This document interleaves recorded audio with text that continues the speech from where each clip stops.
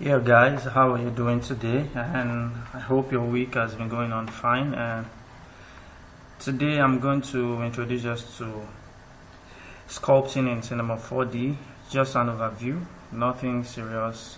My next tutorial after this is going to be working on a project using the sculpt tool in Cinema 4D. So let's look at the sculpting in Cinema 4D. Alright, so the first thing you would like to see when you want to work in sculpting is most of the time you start with a base mesh or primitive that you can work on and then sculpt. So basically I'm going to start with a sphere. For instance, if I open a sphere and I go to my display, go to garage shading with line, I have this display method. So what I want to do is I want to change the type of sphere to a kind of one that has equal subdivision, and that can be done in this type. And go back to icosahedron. If you notice, everything changes, even it is triangles still equal subdivision, and you don't have that point there. So that's the first thing. The next thing is I would also want to subdivide this a little bit. So I want to subdivide this 2 times that size so you can have that. Okay, so once you're done with the object you want to start sculpting on, the next thing is where can you get sculpt tools. There are different ways you can get sculpt tools and different places. If you come to this menu, you can see sculpt tools here. If I click on this sculpt, that's where you see the different brushes and marks tools and all that. But right now everything is grayed out. The reason why these things are grayed out is because I need to change this primitive into a sculpt object for all these things to be seen. So how can I do that? That can be done by changing my workspace from this startup into a sculpt workspace. If I click here, you can see the sculpt workspace. So if I click on this sculpt, notice my screen flashes and changes, and I have all these objects here.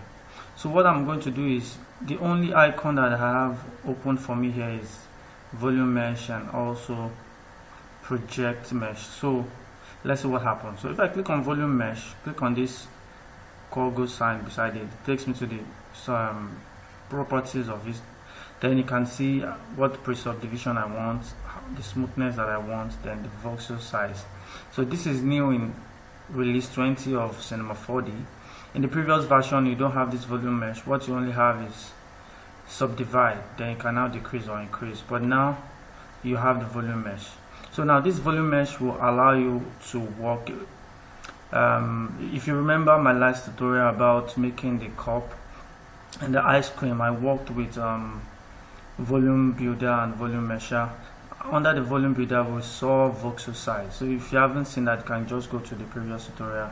I'm going to put a link of the description in this description here. Alright, so the voxel size tells you the pixel size, now how detailed the object is going to be. So how this works is that the higher the value, the less detailed it's going to be, and the faster the response in the viewport. So I want to reduce this. So the lower the value, the more detailed it's going to be. So if I reduce this to, let's say, something 3, and I click on OK, notice what happens. My object becomes subdivided, and I now have all these tools for me to work on. So this wireframe is kind of making the whole thing not looking good, so I want to hide this.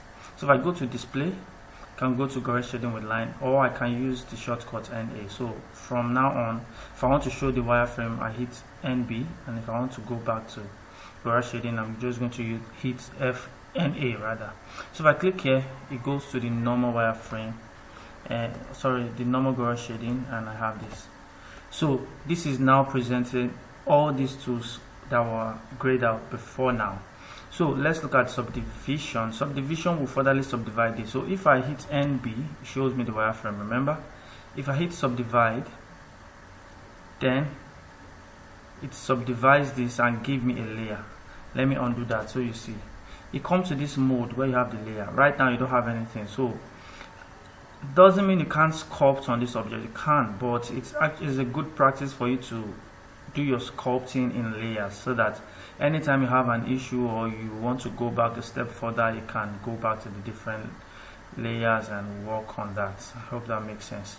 So notice what happens as soon as I hit this subdivide, I have a base object. So nothing happens to the wireframe because it's giving me the base object that I can work with.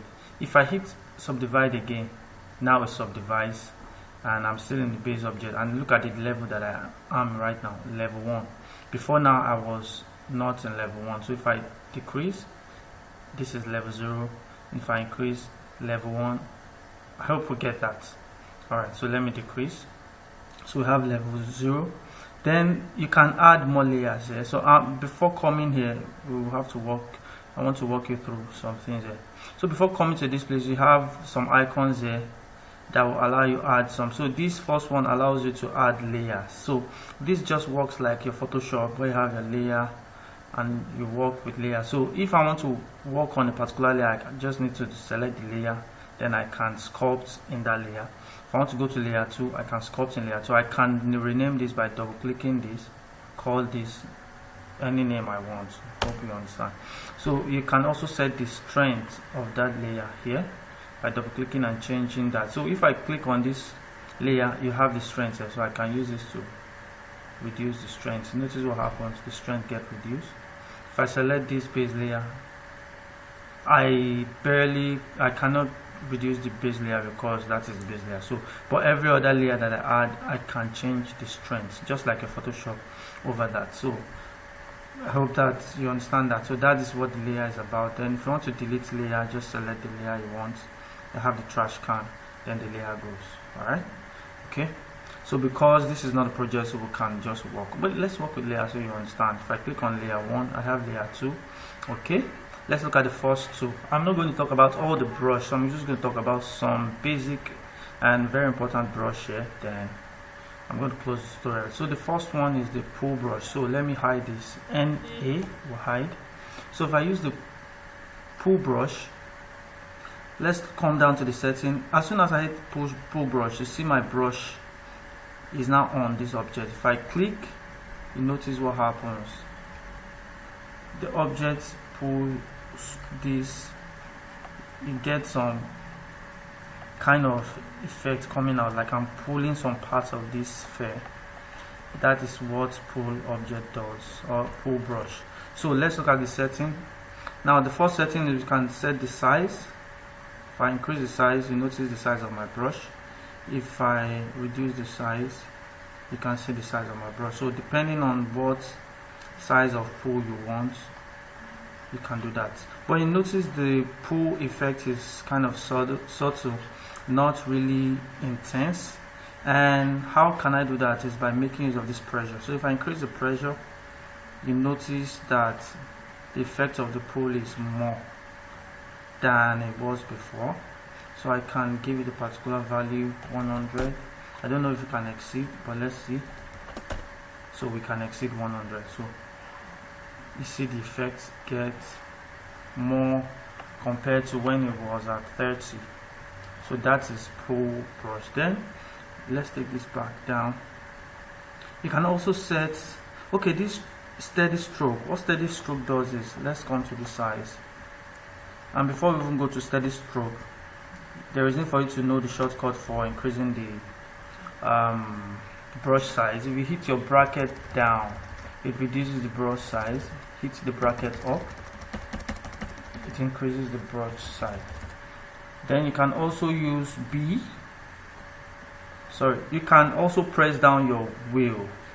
Press down your wheel, then drag down to increase the pressure. Down and up. Pressing down my middle mouse button to drag up and down to increase or reduce the pressure.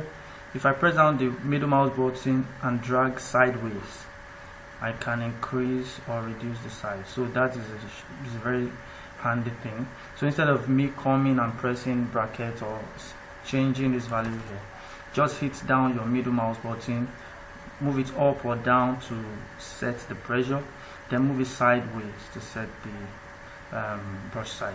Alright, so let's look at the steady stroke. Now if you look at the length here, this I'm kind of having a pool at a particular length value, which is 11. So you don't see that. But if we reduce this to, let's say 1, and I hit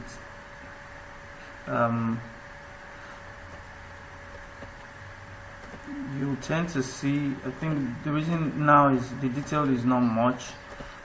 You don't have a defined information about that. So, but the steady stroke, what the steady stroke does, okay, oh sorry, I'm sorry, my bad. This length works with the steady stroke. I'm sorry about that. So if I click here and I try to sculpt on this, I sculpt normally. But if I am to sculpt and I have a particular curve that I want to have on this object, if I to do that, I kind of will not get the actual curve that I'm looking for, so I'm undoing that. But steady stroke will help me with that. And if I activate steady stroke, the length that I have will be dependent on how you can notice a line. See a line after my cursor.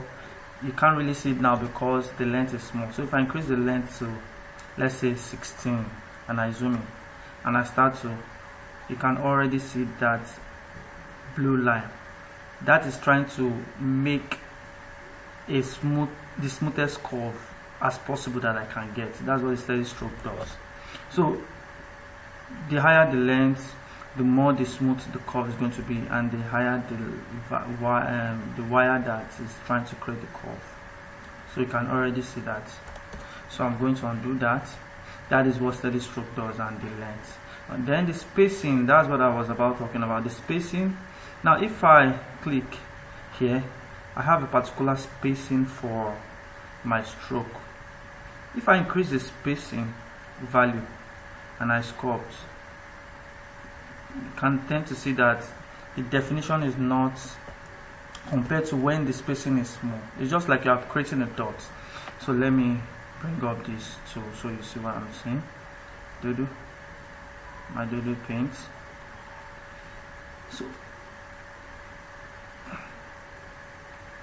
So let's assume I have the distance between this and this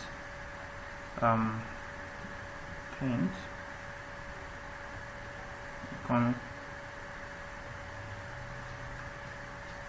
Alright, so I have a line, and the distance between this point and this point is 2, and I'm trying to create different lines. Like I'm trying to create this line going on. You notice that you have another line comes here of that same distance too, another line of that same distance too. So you are zooming points on this line. Each of those you are having points. So what's happening is that when I'm creating the sculpt, we are having those points 2 units from one another. So I get, the lower the value, the more closer the point gets to. So if I'm to choose 1, you notice this point gets closer and I have more definition on this object. But compared to when I have a length of, let's say from here to here is 10. So I'm going to have a point of stroke here, another point of stroke here, another point of stroke. So the definition will not be that. Do we understand what I'm trying to say?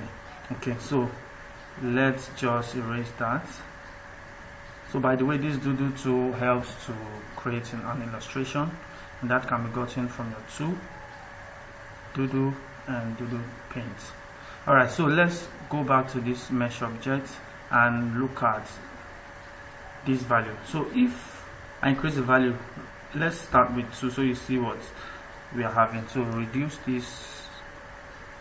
If I'm to sculpt, you notice I have this defined pulling. Sorry. Then if I'm to increase this value to, let's say let's go with this value, notice what is happening. I'm not having that definition until I sculpt over what I have. So instead of me sculpting once to have this, I have to sculpt like 3-4 times for me to have this information. So if I bring this up also again, you see the sculpt effect is not much. So you can use this, and you can also see the difference. This is more detailed compared to Alright, so this 2 is more detailed compared to the 17 I had before, and now this 17 is compared to this 37. So I hope you understand what that does. Alright, so let's look at other things where you would also want to work on. Then you can also go to the falloff. You can set your falloff. Notice if I sculpt, okay, let's use this as an illustration.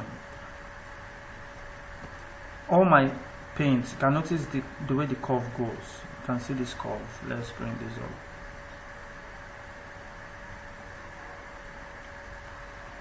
Alright, so bringing this. Notice the way the curve goes. This effect is based on this fall off.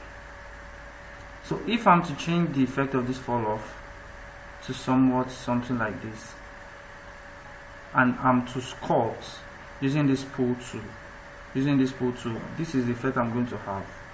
I'm going to have the mid and then coming up and coming down. So let's see what we have. So let's delete this, delete and go back to the sculpt. And by the way, as soon as you click on subdivide, you have this sculpt tag on the object, so you should know that. So if I'm already, you can see the kind of curve that I created for this fall off. You can see it on my brush here. So if I'm to sculpt, you are going to see that effect. Now this is, the detail is not coming up well until I change the subdivision. So let me select this object and increase the subdivision and work on that stage. So if I add more subdivision, increase,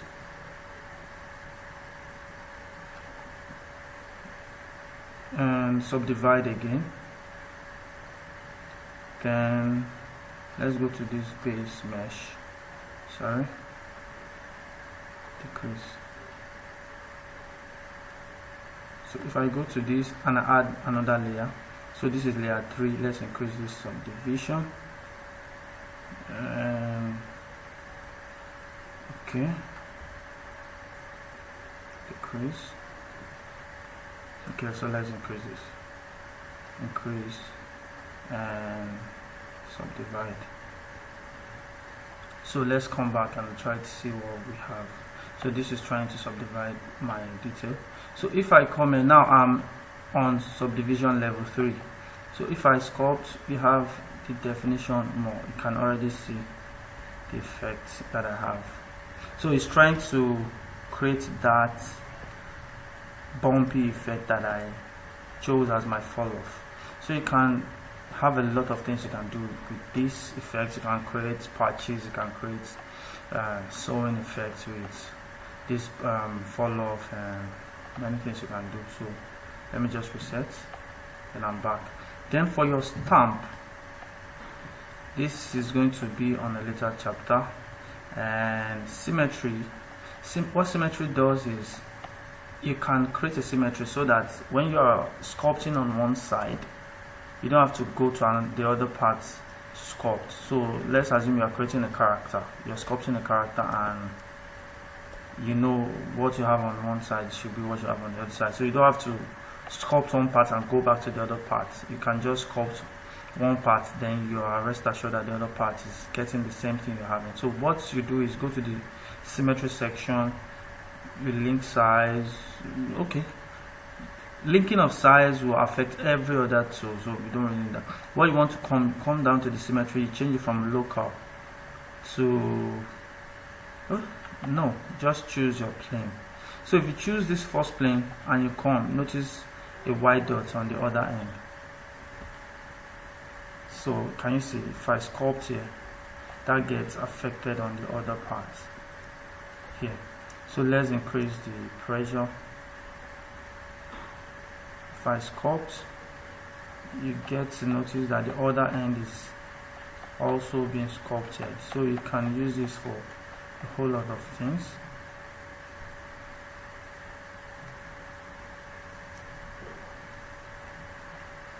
So you already see that. So you can also change whatever angle you see if you want to work on both. So if this is the plane you're working on, you can do that. Then you can also change whatever plane you want. So That is what that does. You can also do a radial.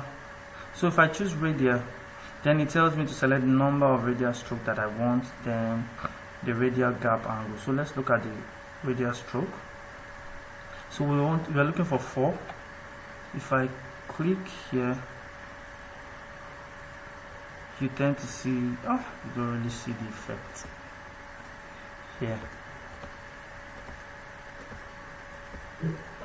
So if I see what is happening, so you have a 4, 1, 2, 3, 4 here, and now this is the detail is not enough, so you don't really see. I don't know what's wrong with my system. Okay, so let's try and subdivide further and see what we can do.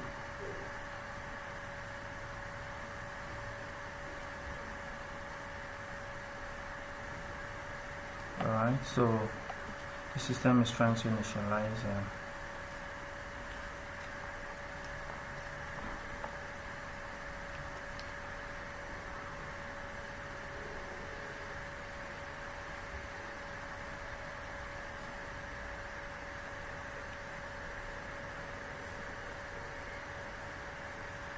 Alright, so you see 4 subdivisions. So if I'm to sculpt, you have that. Okay. Alright, so and I can come back here and change the number of level. If you feel that this level is getting too much, you can just come to this level and change to what level you want to work on, and that changes here. Okay, so now for pool, there are some shortcuts I'll quickly run through, then I'm going to stop the tutorial here, and the next one I'll talk about other things. This is just an overview.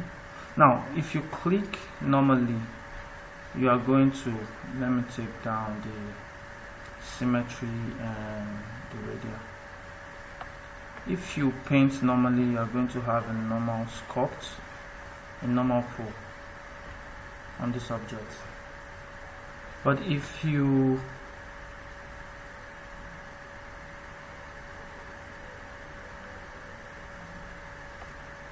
hold down shift will smooth the object. So you notice